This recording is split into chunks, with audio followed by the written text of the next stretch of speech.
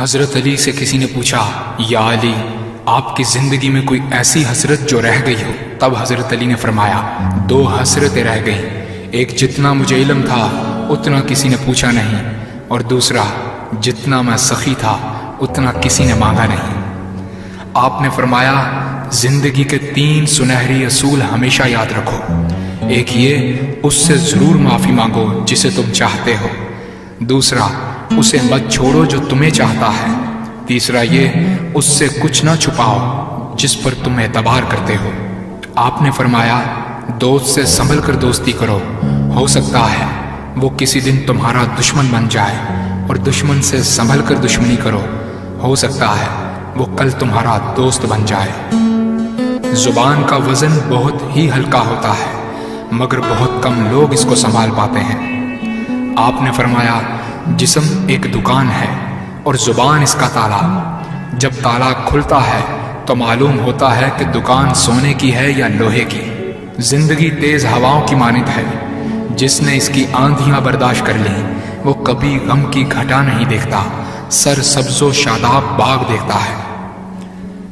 حضرت علی سے کسی نے پوچھا، یہ کیسے پتا چلے گا کہ جو پریشانی یا مصیبت ہم پر آئی ہے وہ اللہ کی طرف سے آزمائش ہے یا ہم پر اللہ کی طرف سے سزا ہے؟ آپ نے جواب دیا، جو مصیبت تجھے اللہ کی طرف لے جائے وہ آزمائش ہے، اور جو مصیبت تجھے اللہ سے دور کر دے وہ سزا ہے۔ حضرت علی کے پاس ایک یہودی آیا اور کہا، میں نے سنا ہے کہ آپ مسلمان جب عبادت کرتے ہو تو وسوسے اور خیالات آتے ہیں، جبکہ ہم عبادت کرتے ہیں تو ہمیں نہیں آتے۔ حضرت علی نے جواب میں فرمایا، اگر ایک گھر فقیر کا ہو اور ایک گھر امیر کا تو چور کہاں جائے گا؟ یہودی نے کہا، امیر کے گھر میں۔ حضرت علی نے فرمایا، تبھی تو شیطان ان کو ستاتا ہے جن کے دل میں اللہ ہو۔ جن کے دل میں اللہ کی محبت نہیں ہوتی وہاں شیطان کا کیا کام؟ آپ نے فرمایا، جب تمہاری جان کو خطرہ ہو تو صدقہ دے کر جان بچاؤ، اور جب تمہارے دین کو خطرہ ہو تو جان دے کر دین بچاؤ۔ آپ نے فرمایا، یہ زندگی 2 دن کی ہے، ایک تمہارے حق میں اور دوسرا تمہارے مخالف۔ جس دن تمہارے حق میں ہو اس دن غرور مت کرنا، اور جس دن تمہارے مخالف ہو اس دن صبر کرنا۔ کسی کی مدد کرتے وقت اس کے چہرے کی طرف مت دیکھو، ہو سکتا ہے اس کی شرمندہ آنکھیں تمہارے دل میں غرور کا بیج بو دیں۔ 3 چیزیں ایمان کو تباہ کر دیتی ہیں، امیروں کی محفل، عورتوں کی صحبت اور جاہلوں سے بحث۔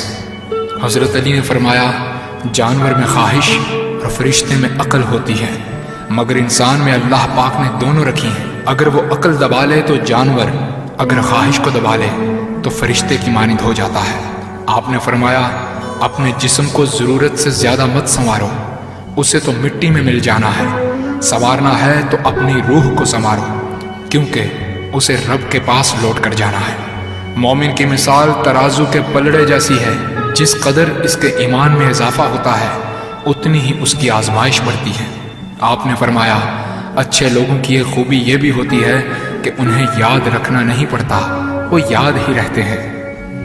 آپ نے فرمایا، رزق کے پیچھے اپنا ایمان خراب مت کرو، کیونکہ رزق انسان کو ایسے تلاش کرتا ہے جیسے مرنے والے کو موت۔ حضرت علی نے فرمایا، رشتے خون کے نہیں احساس کے ہوتے ہیں، اگر احساس ہو تو اجنبی بھی اپنے ہو جاتے ہیں، اگر احساس نہ ہو تو اپنے بھی اجنبی ہو جاتے ہیں۔ ایک مرتبہ قصاب آواز لگا رہا تھا، تازہ گوشت ہے لے لو۔ وہاں سے حضرت علی کا گزر ہوا، قصاب نے آپ سے کہا، تازہ گوشت ہے لے جائیں۔ حضرت علی نے فرمایا، آج میری جیب اجازت نہیں دیتی۔